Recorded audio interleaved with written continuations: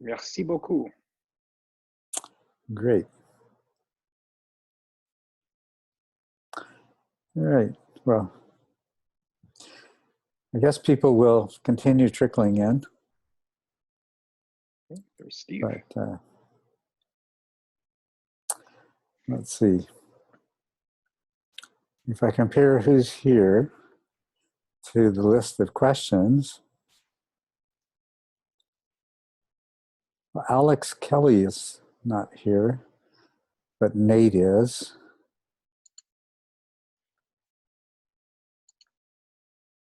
And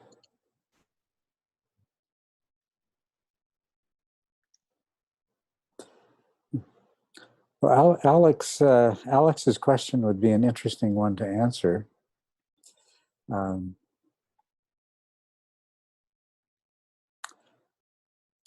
I think, well, we'll wait and see if Alex shows up, and then I'll go ahead and start. So I'm going to begin with Nate's question, and if I forget and Alex shows up, remind me to go back to his question and we'll talk about it. Okay, so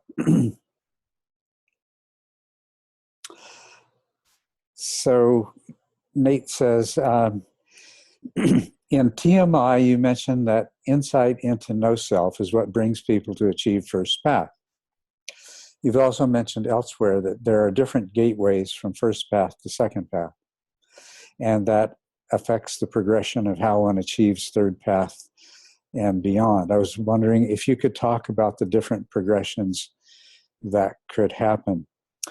Well, just as with first path, yes, there are different gateways to second path, and those two, they're closely related, and so they do have an effect on the way that a person will tend to approach doing the work of second path, but they're not tremendously different, and they essentially can come to the same result. Now, what the form that these gateways take is one uses the insight into suffering in terms of the second of the four truths, the truth of the cause of suffering being craving, and the other is based on the recognition that the attachment to self is the cause of craving and suffering.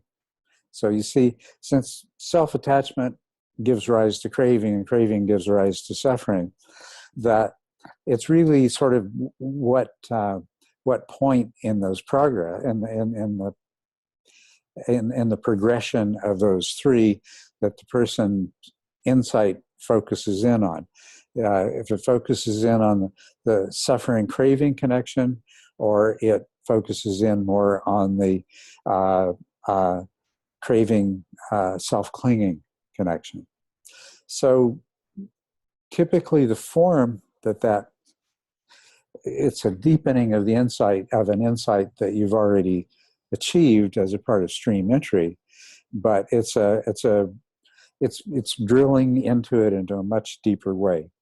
So the two forms that it usually takes is that on the one hand, a person will have this tremendous realization that everything that, not everything, but most of the things that they've ever said and done, and even their thoughts, are based in self-clinging. And this is experienced as a rather horrifying personal realization, and they sort of evolve through the phases of recognition, being horrified by it, what can I do about it, and the clarification that it brings is that essentially that their behavior has been manifested as craving, and that craving has been based in self-clinging, and so therefore they've done all kinds of harm to themselves and others as a result of that.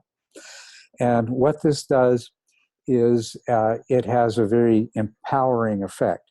Now, to understand that empowering effect, we can look at the other way that this happens, is when somebody is, and there's a practice that actually leads to this specifically, just as there are certain practices that lead towards insight into emptiness or insight into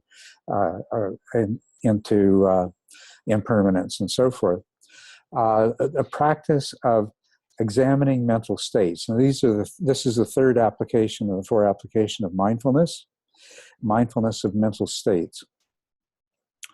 And in the process of doing that, one comes to realize that the only truly satisfactory mental states that they've ever experienced are those that were completely free of craving. And they recognize craving as the true enemy to a degree that they never have before. This is where the empowerment comes in either case, is recognize that craving is much easier to recognize with a high degree of consistency with the mindfulness that a person has, having had either of these gateway experiences. And so craving becomes the focus, no matter which is the gateway. And craving originates with self-clinging, and craving results in suffering and dissatisfactoriness. Now, the realization of dissatisfactoriness is just exactly that. There has never been, except on those occasions where there was no craving, there's never truly been a sense of satisfaction, fulfillment, being at ease, content, so forth. And that this is where this is a deepening of insight into the nature of suffering, and it's also a deepening of insight into no self, because the realization is that if I can more fully overcome the self-clinging that gives rise to craving, then I can overcome suffering. And that's the empowerment that defines, in terms of the 10 fetter model, which was the Buddha's way of describing the four paths. He described the attainment of second path, or rather, the attainment of second path as a tremendous attenuation of the power of craving and self-clinging over the practitioner. And the work of second path is to overcome all of the manifestations of craving of the sense realm, of the material realm, the form realm. And so a practitioner on first path is not aware until they reach this point of maturation and transition to second path of the degree to which craving and suffering has continued to manifest itself in their lives. But they become very aware of it. But now they have the power to confront craving whenever it arises. They become able to recognize subtler forms of craving. And an example of a very subtle form of craving, which I think any of you can recognize, craving itself, although it ultimately causes suffering, just as getting what you want ultimately causes suffering, but craving itself has an aspect of pleasure that attracts us to it. We actually seek out different forms of craving in order to enjoy the pleasure that's associated with the state of craving and the anticipation of fulfillment. But that too creates a disturbance of the mind and a suffering and dissatisfaction, a dukkha. The word suffering in English is always understood in a more extreme form, but what we have to recognize with the word dukkha is that it covers the entire range, from the kind of dissatisfaction that some people even mistake for things being okay. And that's really what this transition is about. So depending on which is the experiential gateway and which is the insight that triggers the deepening of really all of the insights that leads to this empowerment, that will have inevitably have a certain effect on the way the person experiences the work of second path, whether it has whether it's the focus on craving gives rise to dukkha, or whether it's on the focus of craving is an indicator of self-clinging. Now, I would be hesitant to say that either one of these gateways, I think, and I'm kind of going along with the commentaries on this, which say to that the gateways are a reflection of different personality types. And so I think there are, that whether it's through craving or whether it's through recognition of self-clinging, that one makes the transition from first to second path. The significance of that is more in terms of, you know, the nature of that person. Now, some arguments can and have been made that to recognize the element of self-clinging is because it is moving us closer to the ultimate elimination of this inherent sense that we are a separate self that is characteristic of fourth path, that this is a superior superior way of progressing through second path. But I'm rather unconvinced of that. I think that if your mind tends to gravitate towards recognition of the problem in one way rather than the other, then it probably follows that you're going to make the most rapid progression through second path following your natural inclinations. Of course, being very clear on the self-clinging, craving, dukkha, the sequential, actually, we can think of it sequential, but they actually are feeding back on each other, as you realize. Craving reinforces self-clinging. Suffering reinforces, or dukkha reinforces self-clinging. Dukkha itself gives rise to craving, right? And so these are not really linear, but you can see how a linear construct is an easy way for us to talk about them. So what do you think, Nate? Does that kind of get to what you were talking about? Yeah, it definitely does. I just think like that's very interesting that there are different gateways. And I was also thinking, like, how does that affect like progression beyond second path? Because I've heard people say like once you've achieved first path, progression to the second path is almost like natural, but like to go beyond that is like a little bit more difficult. Well, now I certainly agree with that statement, but that has more to do with the how you've gone about achieving first path and the kind of practice the kind of mental training that's done, not just during first path, but that preceded first path.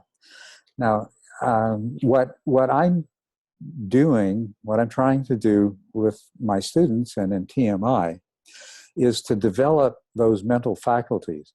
So you've developed as a trait, not just as a state that you can induce when the circumstances are right, but as a trait, very powerful metacognitive introspective awareness.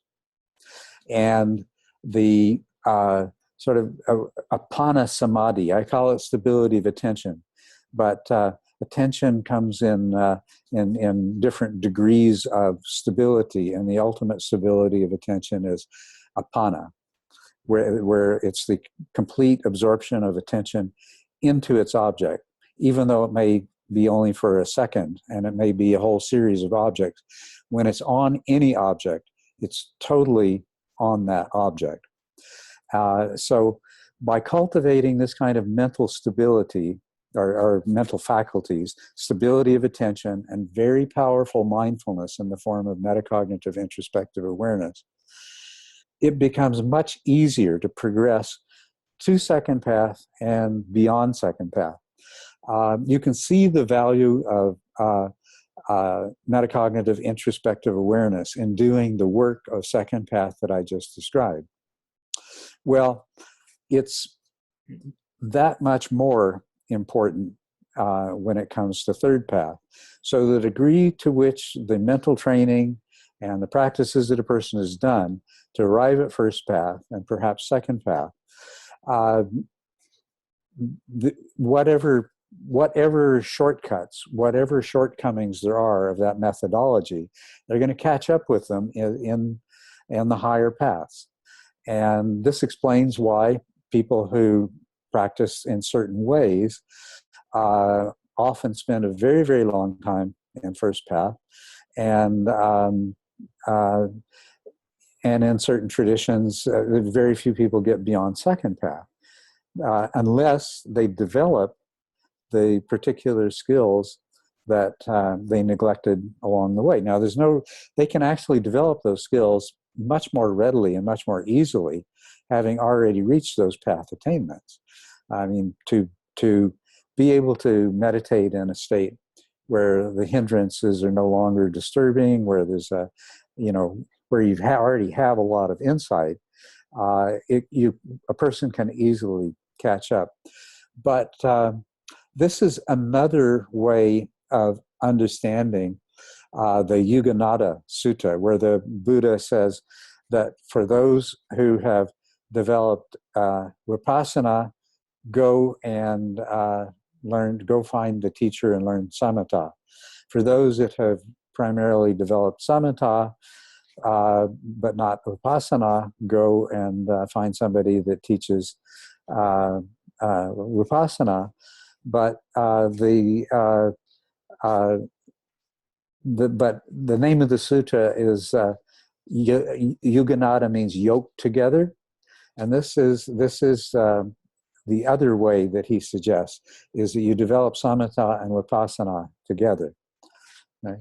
So this, of course, you can apply this to how one goes about reaching stream entry. Somebody might develop, it doesn't happen very often that somebody actually achieves a high level of samatha without vipassana, but it can happen. And also, it can happen that somebody can achieve vipassana without having really developed samatha. I mean, the dry vipassana practices in their various forms do exactly this. But even after stream entry has been reached, these same principles apply. That samatha, and especially the traits that it develops, and the same things are present in these other paths, but they're not developed to the point of being traits. They're developed to the point of being states that can be temporarily induced, perhaps in a retreat, and perhaps and as a means to give rise to insight. But they aren't traits that a person can apply in their daily life, and that are always available to them in their practice at any time. So that's the sense in which there are some important differences in modes of practice and what you've done, what the preparatory work is that you've done with your mind, and the influence that it's going to have on your ability to proceed through the higher paths. That help? Yeah, definitely. Thanks a lot. Yeah, so let's look at the next question. Is Jared James here? Yep, I'm here. Oh, great. Okay, I get to talk about your question. Okay, you say, if one were to achieve first path from an insight into interconnectedness, so what you're saying is that would really be the gateway insight for this person, resulting in a few week-long no-self experience and brought on by experiencing the introspective links of dependent origination, but not while meditating. Would you recommend doing any specific practices to attempt to recreate the insight experience? Would this advice change depending on their current TMI stage? Well, if you have had the kind of insight experience where there are multiple insights that are joining together here, if you don't cross the line of stream entry, you're very, very close to it.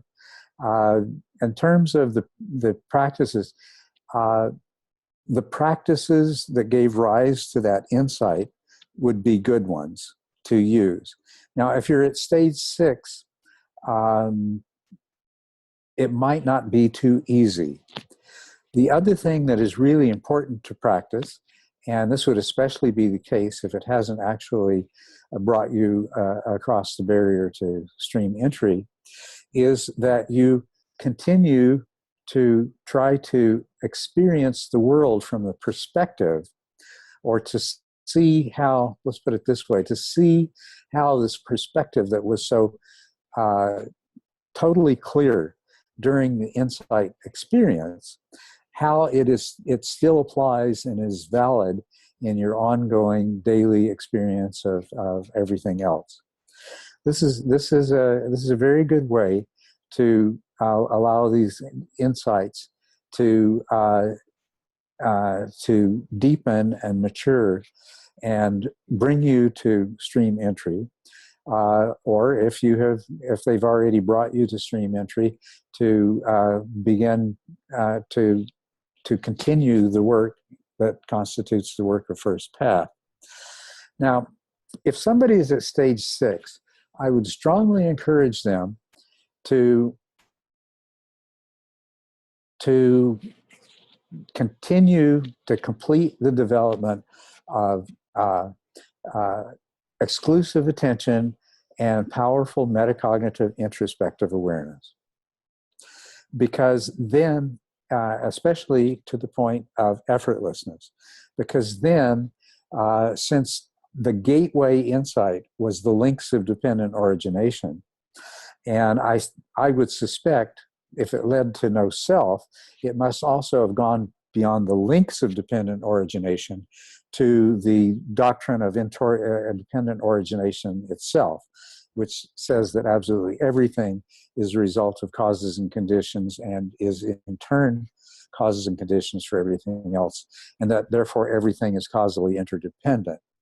So these are the kinds of the practices in stage 8 are insight practices, that, some of which are working on exactly the same kind of insight that you have, or I'm going to say you, I don't know whether you're speaking personally or not, but to that person I would say the kinds of insights that you have are going to be, they're very much in line with the practices in stage 8. And so one of the best things that you could do for yourself is to continue the work of stage 6 into the effortlessness of stage 7 so that you can do these practices and so that you can progress with this very powerful metacognitive introspective awareness and this laser-like attention that can be directed wherever it needs to be directed by this powerful mindfulness.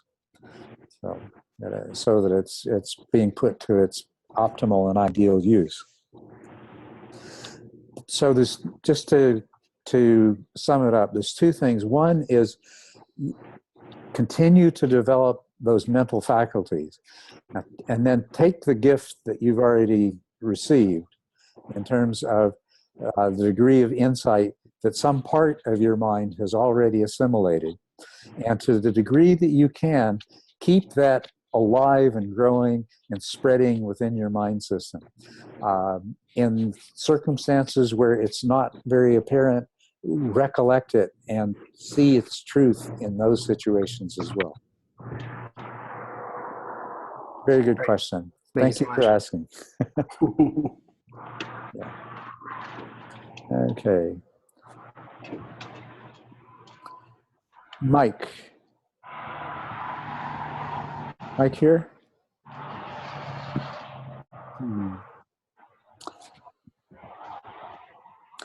Well, okay. Is Kevin here?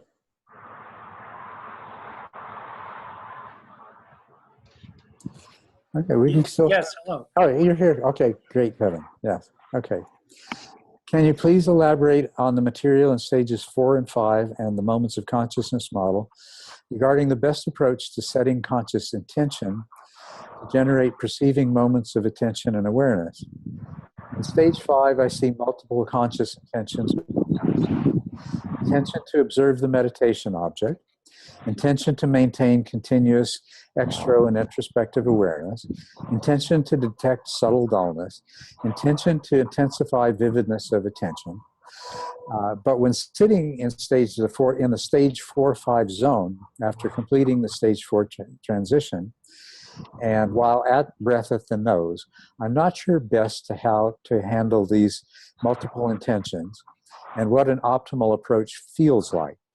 Do I consciously set each separate intention, one after the other, or is it better to somehow fuse multiple intentions into a single holistic meta attention, which is asserted continuously? Okay, so what you don't want to do is to sort of shift into this perfectionistic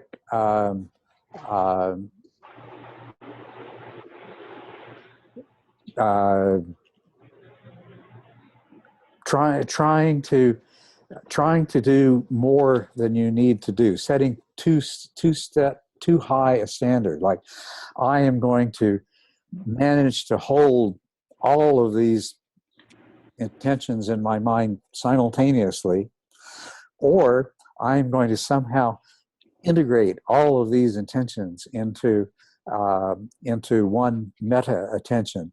Those would be kind of extremes, but the middle way between them is really perfect. Now, you can think of the goal of stage 5 as being increasing the power of consciousness and these different intentions as being means to do that.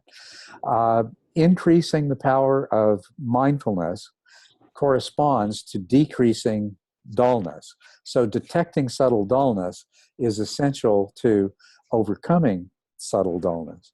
So take whatever aspect of these intentions that for you at any given time in the process, and it'll change, but as you're making that transition, something is going to be the easiest way for you to frame your intentions for your practice.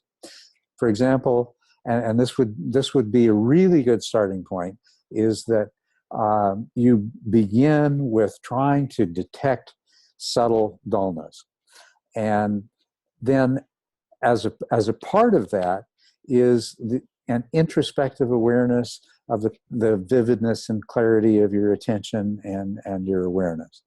So the other intentions sort of come along with it, but take whatever is the best way of framing your intentions that feels most appropriate when you begin.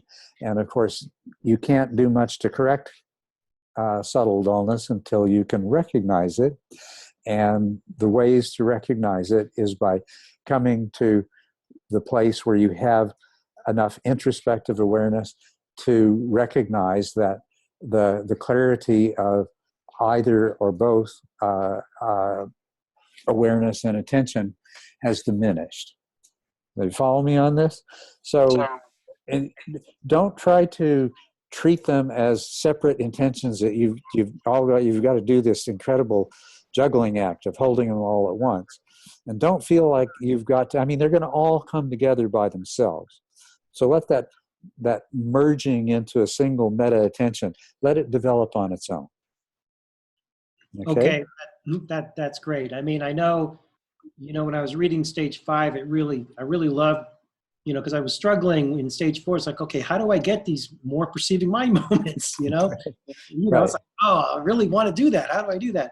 Right. So now I'm really loving conscious intention. That's great. But, I feel like I'm juggling all these different, intentions. And is it wrong to feel like there should be a feeling of this intention setting? I mean, I know it's a mental activity. It almost feels like attention, actually. But the more I was reading it, it almost felt like there's a feeling to it. Did you know what I'm saying? I know what you're saying, yes. And that feeling, the feeling to intention that's how the intention is manifesting continuously in awareness. Okay? And so, let's see, was it you or someone else referred to, I think it must have been someone else, referred to doing things like repeating the word vividness or something like this to act as a trigger to help them zero in, focus in, maintain that attention, and not get into dullness. There's nothing wrong with doing things like that, but what you're doing when you do that is you're actually bringing attention, you're taking attention away from the breath to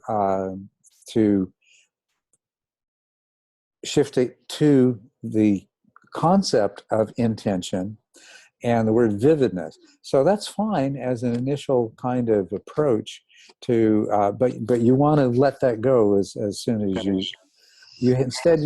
the intention begins to just be the framing of your mind, or it's sort of the background state of your mind that is just continuously, I know where I'm heading, and where the emphasis is, you just go with the feeling.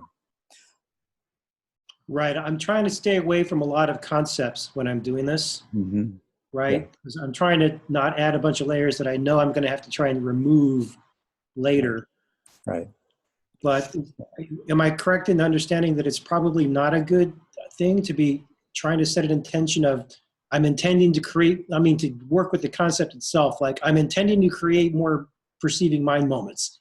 That's very conceptual, right? I mean, is that a skillful thing to try to do initially, or just stay with vividness? Absolutely. You know what I'm saying? Yeah, I know what you're saying, and this is, the preparation for meditation.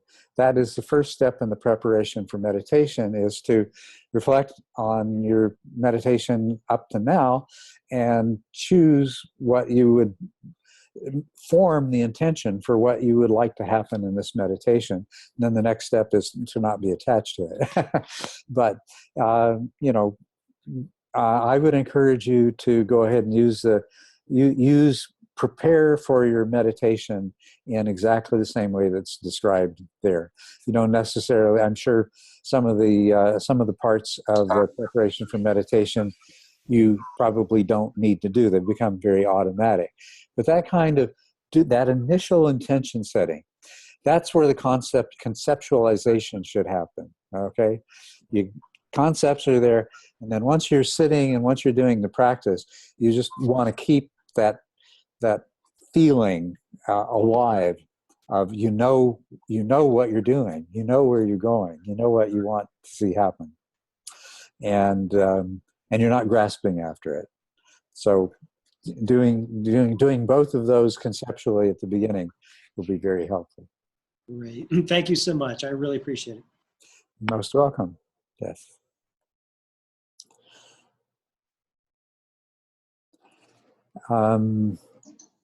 Adrian. Not here. Steve's here. Steve's here. Okay. All right. There are 10 stages in TMI and 16 parts in the Anapanasati Sutta. Is there a correlation between TMI stages and the parts of the Anapanasati Sutta? If there is a correlation, how do they match up?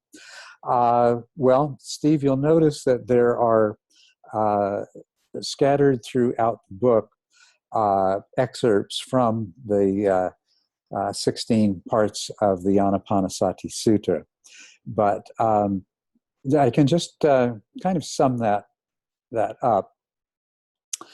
The first tetrad is breathing long, breathing short, experiencing the whole body with the breath, and tranquilizing bodily activities. Now, these are all come under the heading of contemplation of the body. When we're, if you relate it to Satipatthana. And now, the second is contemplation of feelings, and that really isn't directly addressed except in experiencing of bliss. Let's go through the second tetrad, okay, which is the experiencing of piti, of joy, of rapture. The second is the experiencing of sukha, bliss, happiness. The third part of the second tetrad is experiencing these as mental formations. And the fourth is the tranquilization of mental formations. Now, before I go on to the next tetrad,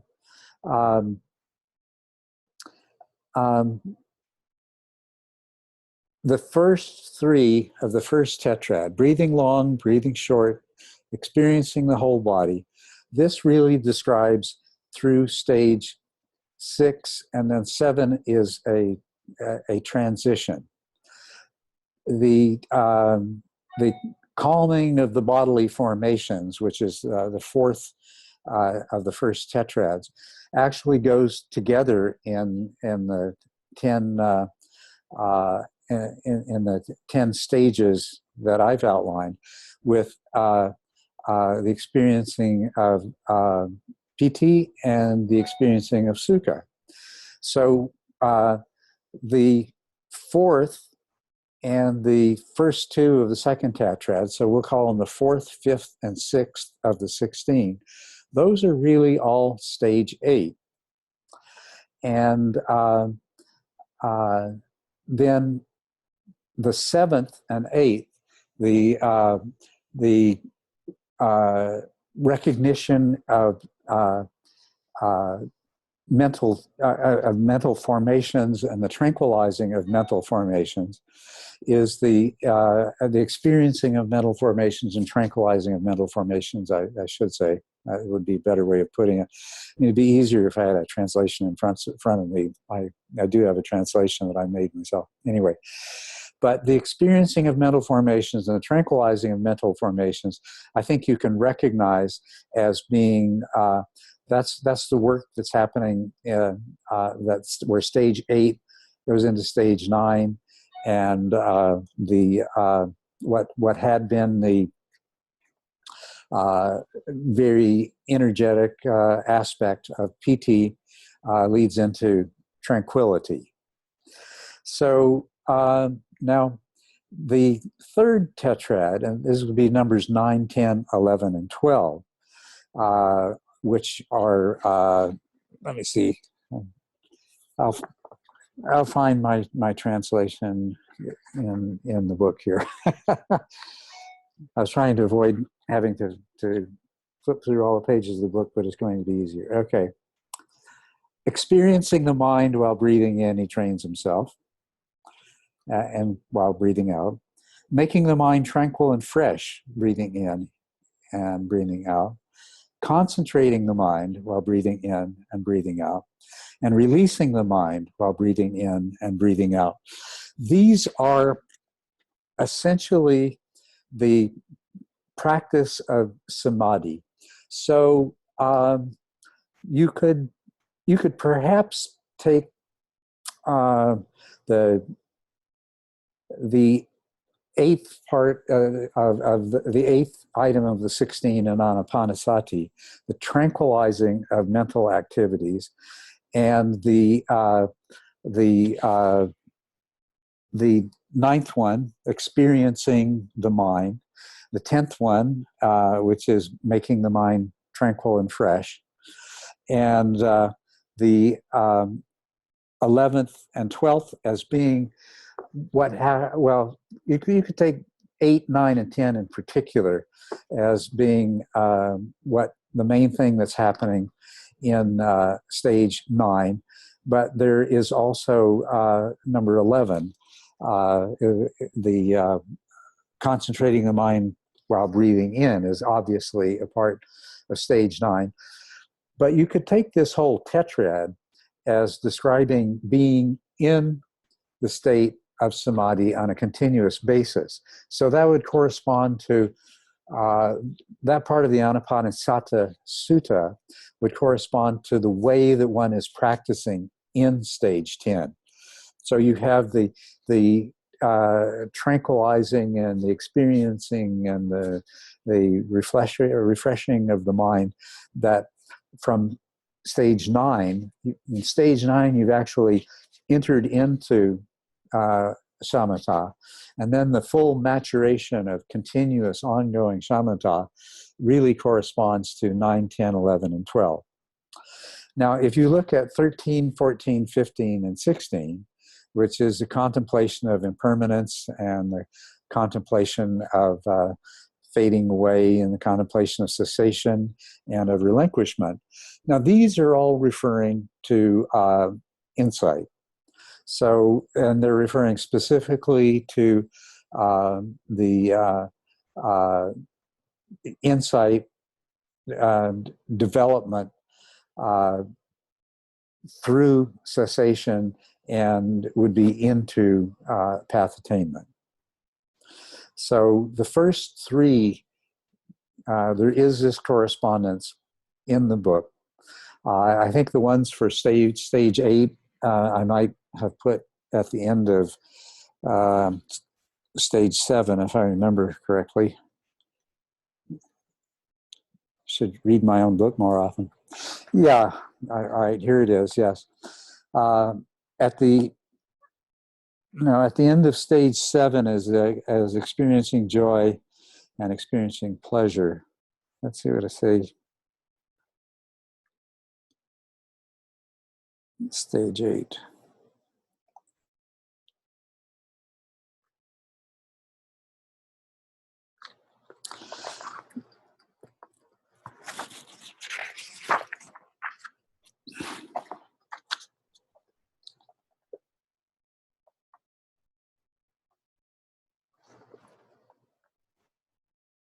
Oh, wait a minute. Yeah, that. All right. Okay. Yeah, I'm actually talking about stage 8 at the end of stage 7. Okay, and I say stage 8 is about conditioning the mind to sustain a high degree of unification, even in the face of hindrances. Then meditative joy is fully developed and the glue has set. So this is at the end of stage 7, but I'm talking about stage 8. And that's where I say experiencing joy while breathing in and breathing out, and experiencing pleasure while breathing in and breathing out. So those correspond to 5 and 6 in the Anapanasati sequence. So that's, and that's what I'd said earlier, that 4, 5, and 6 are really descriptions of pacification of the senses, that's the calming of the bodily formations, is number 4. Number 5, the experiencing of PT, joy, reaching the grade 5 PT, and the bliss of mental and physical pliancy, which is the sukha or pleasure, that is number 6 in the Anapanasati. So 4, 5, and 6 are stage 8, and they're actually inserted in the book at the end of stage 7 when talking about stage 8. So if you go to the book, you should be able to follow the sequence of all 12 of them, because that was very much in my mind and in my consciousness as I was writing that, and that's why I added those quotes. Thank you very much. It's very helpful. Good. Well, it's this amount of information. I wish I had, a blackboard and I could write on it and things like that. It would make it easier. Trying to do it verbally only, I feel like, gee, am I making it more obscure, or am I actually clarifying it? But at least you get to listen to the recording again. Anyway, great question, and I enjoyed pointing that out. All right, let's see what's next here. The next person is here is William. Next person is William. Okay, yes. All right. I have listened to virtually all of the guided meditations found on dharmatreasure.org. In all the cases that I can remember, the guided meditations begin with a period of open awareness, being in the present moment, with sounds and bodily sensations, and only giving attention to thoughts that pertain to bodily adjustments in the present moment. Matthew Immergut described this as being the entry protocol. I've never heard that you formally discuss this after having listened to all your discourses that are available on Dharma Treasure. And I wonder what you deem to be important lessons to be learned during this entry protocol. Well, there are quite a few. But first of all, let me point out that this is the first step in the four-step transition that's described for stage 1. Do you recognize it, William?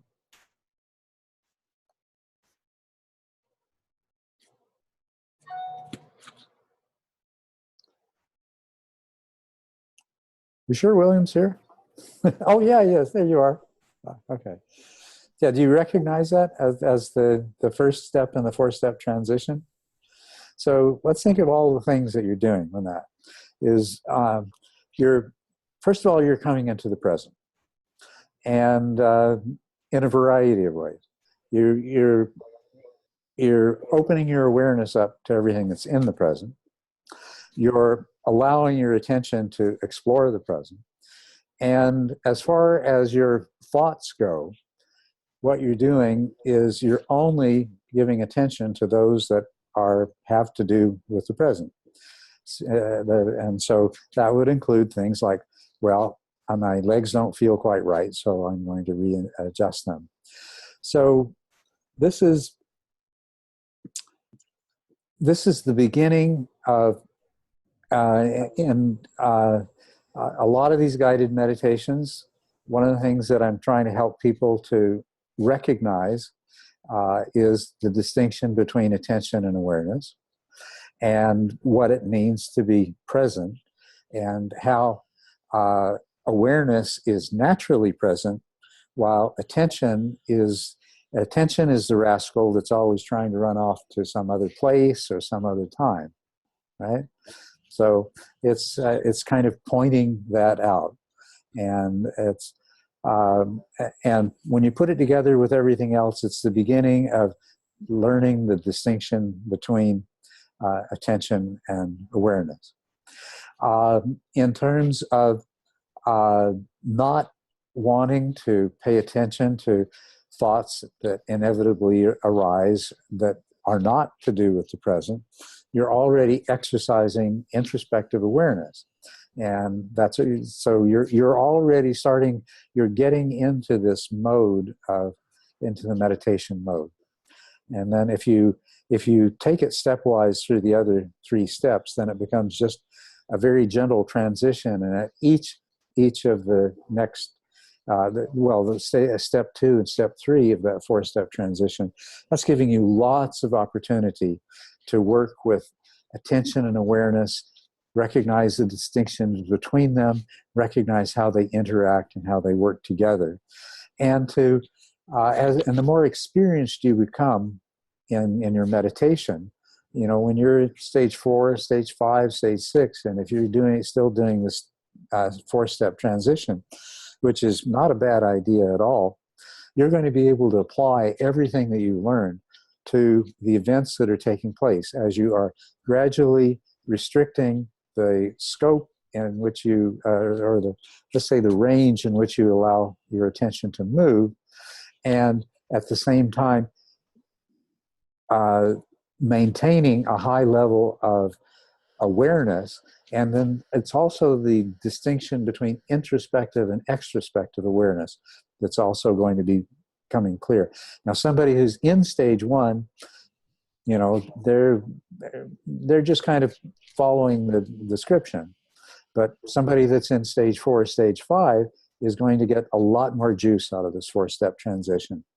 And the main effect is that by the time you're actually following the breath sensations at the nose, you're really, really solidly in. So, is that, or did I miss the point of your question? Did I get to it? I think you're muted. No. Can't hear you for some reason.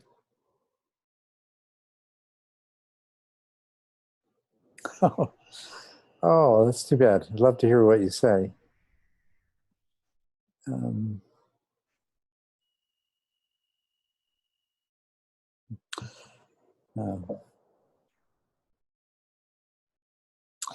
Okay, well, I hope it's helpful. You could put your comments in the chat if you open the chat on your screen. You could type in your comments there.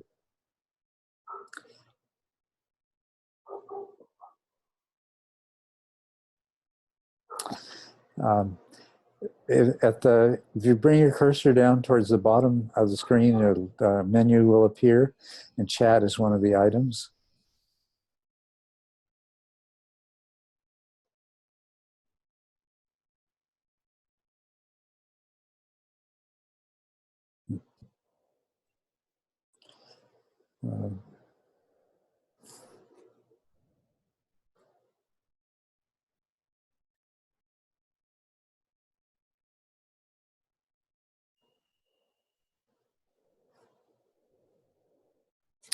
Okay, well, maybe we should go on. I'm sorry. I apologize if this happened, but all right.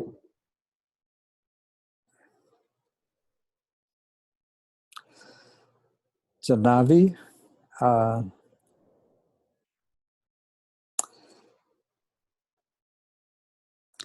Joel. I don't think anybody else is here. Okay, well, let's go back and do some of the ones that people that aren't here, because they're certainly. I know we thought this might be a better time for a lot of people, but perhaps it's not. Anyway, let's go ahead and go back to. We can go back to Alex Kelly's question. Please, can you shed some light on the phrase yoniso manasikara, which often appears in the suttas? In one sutta, the Buddha says it is the food for development of mindfulness and clear comprehension, which it absolutely is. Now, manasikara, manas is it's actually the same root as mind, and manasikara often equated with attention, but you have to recall that the people who are translating manasikara as attention probably don't have any kind of clear distinction between awareness and attention. So I would, and to treat it as mind, we'd have to remember that there's a large part of the mind that's unconscious. So a literal meaning of it might be that which occupies the mind, or the occupation of the mind, or the preoccupation of the mind. Manasikara, now, we can treat it as attention for the sake of this discussion, because what usually happens when somebody is preoccupied with something, that it is the focus of their attention. It's the ongoing focus of their attention. And as a matter of fact, if you are mentally engaged with something, one thought or idea is leading to another thought or idea. So manasikara it's what the mind, and here we mean the conscious mind via the unconscious. The only thing we experience is what is in consciousness. But this is what the mind is preoccupied with. This is what the mind is engaged with. And our conscious experience of it it's what we're thinking about, or what we're contemplating, what we're paying attention to. Now, yoniso has meanings that correspond to appropriate, wholesome, wise. So you could think of this as wise utilization of consciousness. You could think appropriate attention, and wise attention, appropriate attention, things like that. Any of these terms, I think, would convey the enough of the essence of this that we can see where it fits in. Okay, now an ordinary person has inappropriate or unwise attention and awareness, because it is usually chasing after objects of desire and aversion, right? And it is obsessed with or engaged with or involved with something that has its roots in self-clinging and craving. So that makes it very unskillful. That makes it very inappropriate. That makes it very unwholesome. So the negation of that, yoniso, ayoniso, would be what we're talking about is the problem that the typical worldling is dealing with, and the reason that they might come to this practice. Now, if we just look at meditation practice, okay, what meditation practice is all about is learning to use your mind wisely, and then extend that to Dharma practice and right understanding and the practice of virtue, right thought and intention, right speech, right action, right livelihood. So in meditation and in the practice of sila, what we're doing is we are practicing appropriate or wise attention. We are practicing appropriate or wise engagement of our mind. And in meditation, we're using it in a highly specific way. Now, let's go back from looking at you to looking at Alex's question. He says in one sutta, it is the food for the development of sati and for sati sampajana. And truer words could not be said, because, awareness, as awareness develops into mindfulness, and as attention and awareness are working together in an optimal way. And as one's knowledge and understanding of the Dharma develop, then one is continuously practicing yoniso manasikara. When you are doing formal practice, walking meditation, sitting meditation, of all kinds of things like that, now what you're doing is you're training your mind to function in this highly mindful way. And so, yeah, absolutely. Yoniso manasikara is what allows you to develop powerful mindfulness. And when it becomes sufficiently powerful, and when that metacognitive, introspective aspect of awareness becomes fully developed, you now have the sati that is sampajana, the complete understanding. So sati is basically knowing what you're doing, knowing where you are, knowing what's happening in your immediate environments. Sampajana is that introspective awareness of what is the thoughts and intentions that are motivating the particular things that are coming to mind that you might say, or the actions that you might perform, or the choices that you might make.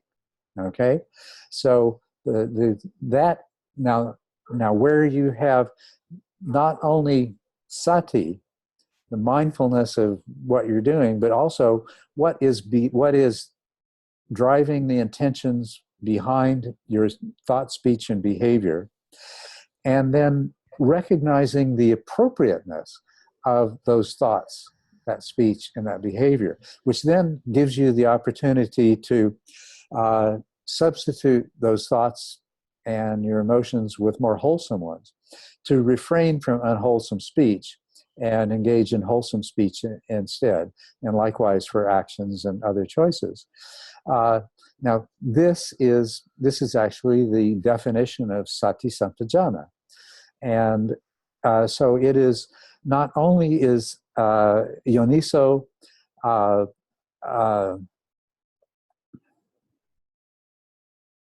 Manisakara, having a little mental blank space. Not only is Yoniso Manasakara the food that nurtures sati and sampajana, it is also the manifestation of these. Because the state of sati sampajana is the most appropriate way for the mind to engage one's ongoing experience. So that was a great question that Alex asked, and I wish he'd been here to give us his feedback, but thank you, Alex. I do appreciate it. Mike is next. Yes, Mike is next. And I am probably going to, I gotta look, see what time, when I should cut this short.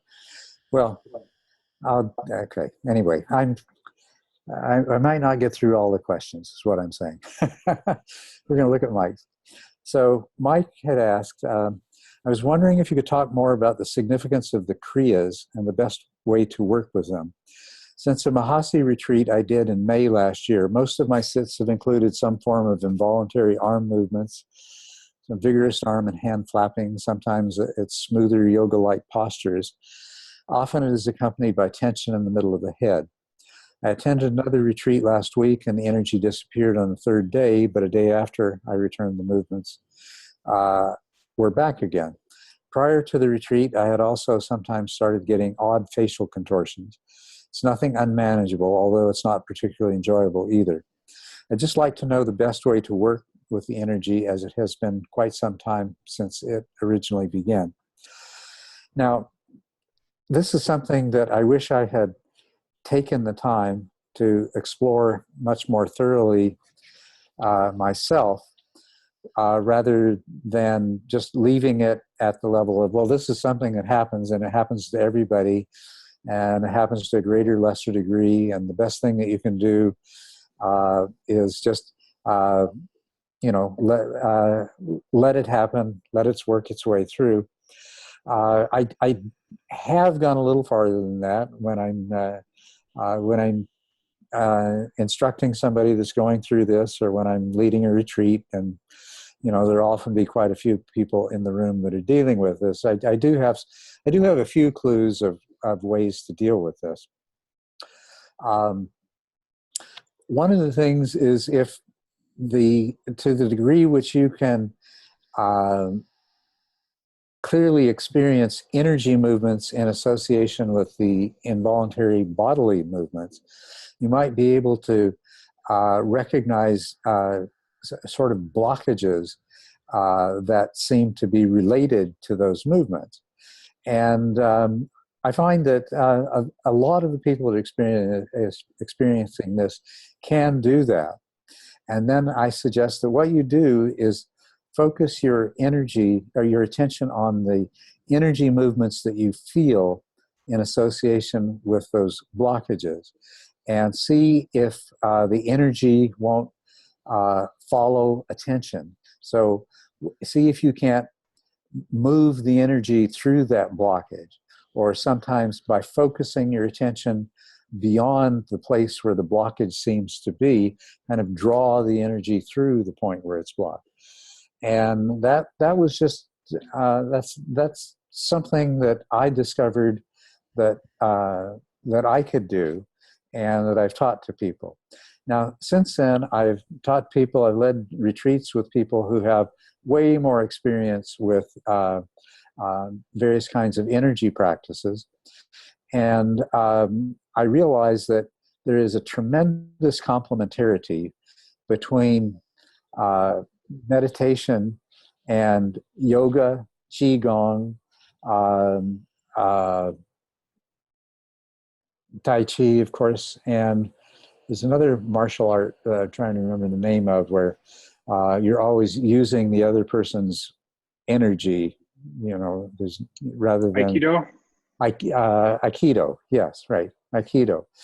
And I've had students in retreats who are very familiar with these practices, and who have been able to take the whole retreat and offer daily sessions of qigong or Aikido and things like this, and almost everybody in the retreat has found that it has helped them to work with the energy movements and the involuntary movements that are associated with it. And so this is one of the things that I feel needs to be developed further and integrated in with the 10 stages of the mind illuminated, is a somatic component that includes working with body energies. Also a somatic component that involves working with how emotions manifest in the body. So I've recognized that there's a fairly large scope for bringing other techniques, and for people who've been able to devote much more time to working with these things, they'll do a better job than I mean, if I were 30 years old now, then that's the direction that I would be moving in, to incorporate it into what I teach. And I think I need to focus on other things. But I see that as a large gap in my own training. And it's something that I continue to invite people in the teacher training courses who have a strong background in this area to work towards some sort of way of incorporating this in the most effective and efficient way into the 10 stages, both to deal with the energetic and the involuntary movement aspect that is very, very closely associated with unification of mind. And so since everybody's going to experience that, they should be able to work with it, but also the emotions. Now, part of the reason that I didn't have these experiences in the course of my life and the development of my spiritual path is I'm one of these people that I've been mostly in my head all of my life. And for a good part of my life, I was totally out of contact with my emotions. Other people could look at me and tell what emotion I was experiencing, but I had no clue. So, I was unfortunately, and I know I'm not, I'm not a rare occurrence. There's a lot of people that are like this. Very much in my head, very much not in touch with my body, and therefore, you know, also not as in touch with my emotions as I should be. So it's not just for the sake of dealing with involuntary movements and energy currents. It's also it's also for dealing with the emotional aspect, the cleaning up, the purifications, and which is an extremely important part of the spiritual path. And it's something that is not really present to a sufficient degree in any of the traditions that we have available right now. So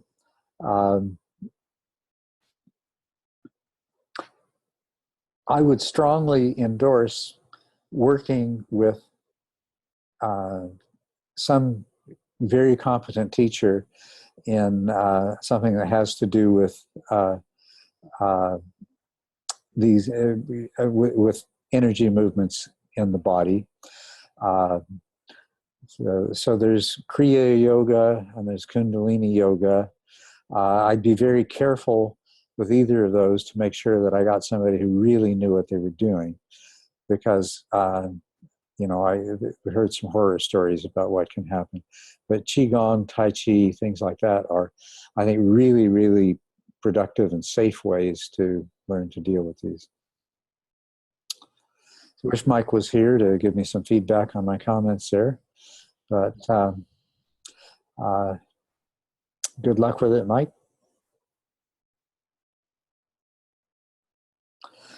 As Adrienne next? Yep. Okay. Okay, Adrian has a friend who is having problems with the practice. He has social anxiety, which makes working on the Eightfold Path either impossible or extremely difficult. The intensity of the hindrances and ego is such that his attempts of progress through the stages have been cyclic for more than 2 years. Falling off the practice, falling asleep while trying to meditate. We wonder whether a retreat would change critical conditioning that would allow him to sustain a regular practice. We have heard that retreats do put you on the higher stages, but people fall again back to the start when they leave the retreat. Well, let me start by correcting that last statement. That if you've fallen back to where you started from before you did the retreat, then there's something questionable about the way you're practicing, or perhaps suitability of the practice you're doing. Now, it's true that everyone is going to fall back from the heights that they reach at the end of a retreat, especially if you do a longer retreat, 2-3 weeks or something like that, that there is going to be some falling back, but you shouldn't go all the way back to the place that you started. Well, unless at the end of the retreat you don't maintain a practice, and maybe that's what's happening in the case of this person here, although they haven't done a retreat yet. But as I was reading this, Adrienne, there was a number of red flags went up for me that basically say that perhaps this person is looking to meditation for things that they perhaps should be looking to a therapist for. And I don't want to discourage them from doing meditation, but that perhaps if they were doing some therapy along with the meditation and being extremely gentle with themselves in the meditation, that that might work much better. I could change my mind if I talked to this person directly or if I had more information, but I would be leery of having them go into a retreat. I would be afraid that the internal processes that are manifesting themselves in their attempts to meditate might just blow up on them in a retreat situation. The intensity of retreat can be tremendous. As a matter of fact, it always is. And if problems like this arise in daily meditation, when you go to meditating for 8 or more hours a day, day after day, the intensity can be seriously overwhelming. I've seen it. People who've had to leave retreats after a day or two. I would be hesitant to look towards a retreat as a resolution of this, at least until the person has perhaps worked with a therapist and, as I say, continued with their attempts at meditation, but being very gentle with themselves. So, Adrienne, I wish you you and your friend the best of luck with this, and I hope your friend would be open to considering the idea that what meditation is doing is bringing things to the surface that he could really, or I don't know if the gender is clear here, he or she could clearly benefit from some therapy. And as a matter of fact, that's probably true of most people. So encourage your friend not to see it in any way as a stigma, but as a very sensible approach. If you try to meditate and you have the things of this intensity arise, then that's a good indication that you would benefit from therapy, and not that anything's more wrong with you than with most other people. But yeah, that would be my advice. So good luck with it, Adrienne.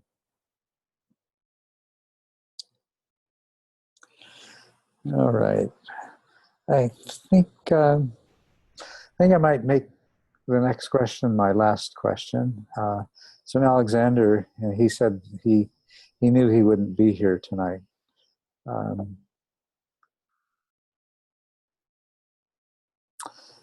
was tempted to cherry pick some other questions after this, but okay. Oh, interesting. Alexander's question relates to what I was talking about a few minutes ago. He says, in the last Q&A, you mentioned that you are exploring the role of additional practices to develop body awareness. I wonder what falls in this category and how it relates to the stages. Feldenkrais, yoga, qigong can be done without explicitly working with energy and develop general body awareness. Or are you thinking more in lines of working with energy itself and trying to feel it and learning to lead it? Well, the yoga teachers that I have dealt with explicitly work with energy and prana as a part of the yoga. And likewise, the Qigong teachers that I have met and are friends with and who taught me a bit of Qigong, which I wish I spent more time practicing. They are well, they're all Chinese or Asian, and it's, as far as they're concerned, it's totally about qi. It's totally about energy. So I don't think there's anything necessarily wrong with doing methods that develop general body awareness, but I think that might be a good entry point. But I would encourage going to the next step and working with teachers who are directly concerned with the energy aspect of this, whether they call it prana or chi or what. These methods, they are very rich. They have a lot to offer. And so the question continues, what relationship do you see in the training of such practice to the stages in TMI? Or is this more or less independent? I see it as being complementary in the entire process, because the increase in body awareness is going to increase awareness in general. And it's also going to be very helpful in increasing introspective awareness and awareness of how emotions manifest in the body. So that's going to be complementary to the purification processes in stage 5 and the ongoing awareness of ongoing development of awareness right through stage 6. Then when you get into the adept stages where the energy becomes very prominent and all these movements and things like that, then it's going to be even more so, more useful. So I see it as something that would have the value to begin those practices, as early in the process of the 10 stages as you could. Just talking about the benefit that they would have when you reach the point where unification of mind is producing a lot of movement and sometimes really strong energy currents that can be uncomfortable.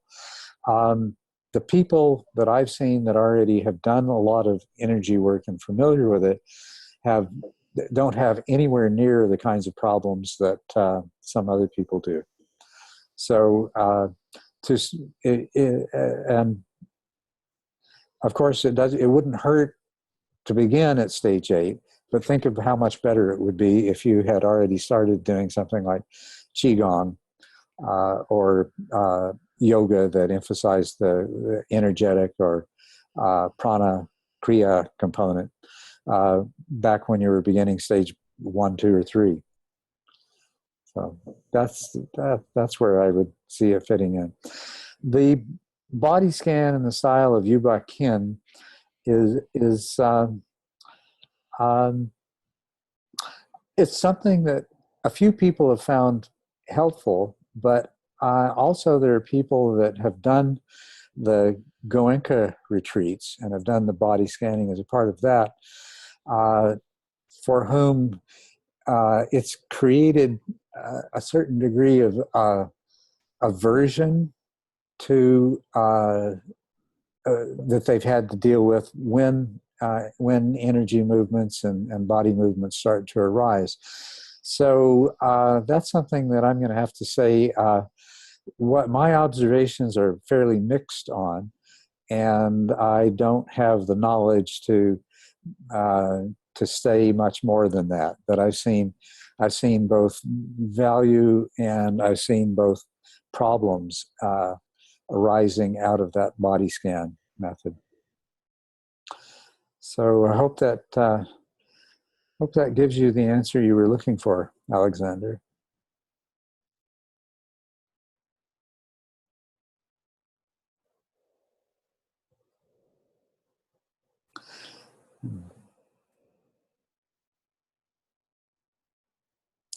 Okay, I'm going to cherry pick another couple of questions because they're pretty easy ones, but I think they're worth addressing. So one is about intention. Jean-Michel Moreau. Can you talk a bit in detail about intention and holding intentions? How does one develop a sensitivity and ability to be mindful of intentions and to evoke them like we do with loving kindness and metta?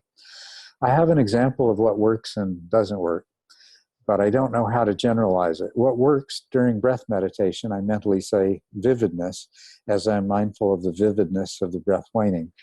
What doesn't work? In walking meditation, I've heard the instruction to notice the intention to move before you move, and I can't seem to detect it. My goodness, I seem to recall having answered this question already.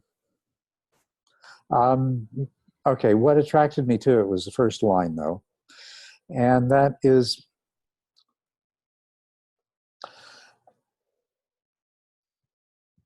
intention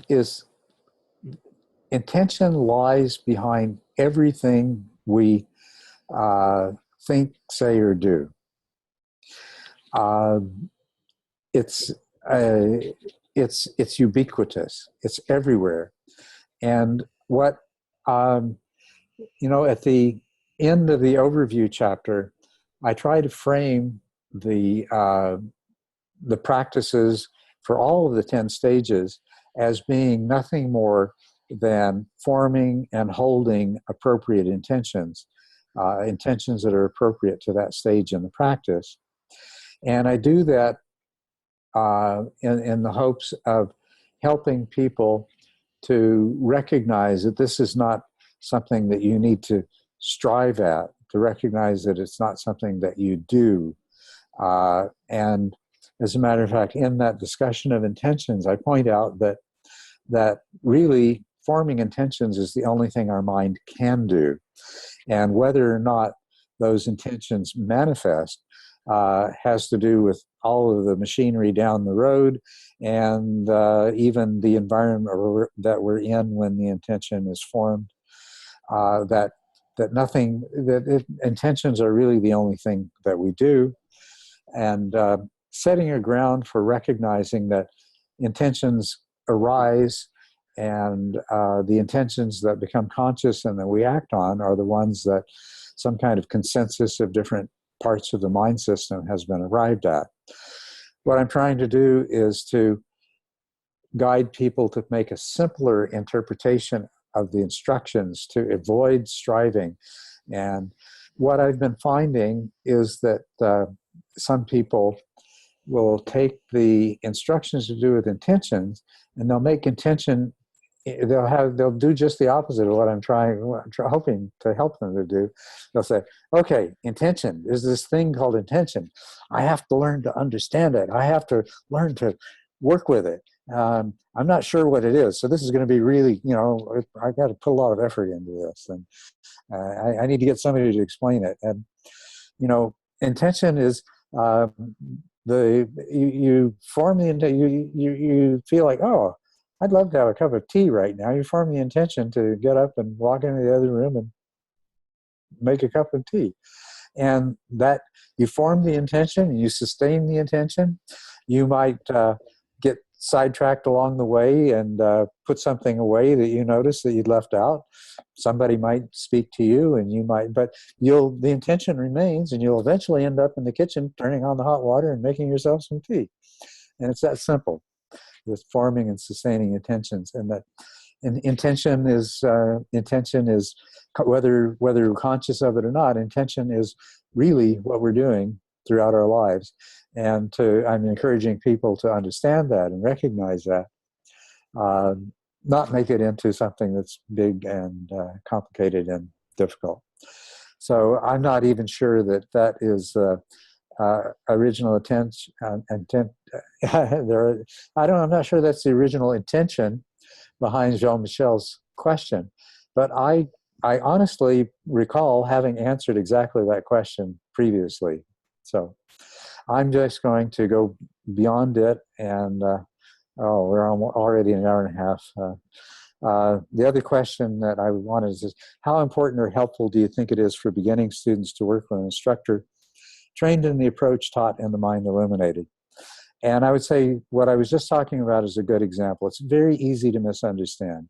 So now, if you don't have access to an instructor trained in the approach, I encourage you, please go right ahead. I've tried to make this as close to do it yourself as I could. And so, but if you do have an opportunity, if you do have access to an instructor who has been trained in the mind illuminated approach, then it's inevitable that you're going to misunderstand and misinterpret a few things, especially if you've done some practice or followed another teacher in the past. So what I would, even if you're working on your own, what'll happen is you'll go back and something that you misunderstood previously or had interpreted in terms of the way you had previously understood things, you'll go back and the basis of your meditation experience that you've had, you'll recognize and you'll understand what it is. But if you have the opportunity to work with a teacher, then it can save you a lot of time. It can smooth the road for you a lot. So, yeah, and it's 7:30 on the dot. I think that's a perfect time to bring this to a close. And so I thank you for coming. Thank you for listening. I hope you got some value out of this. I enjoyed it. And so I'll see you for the next one of these that we managed to put together. Thank you. Thanks.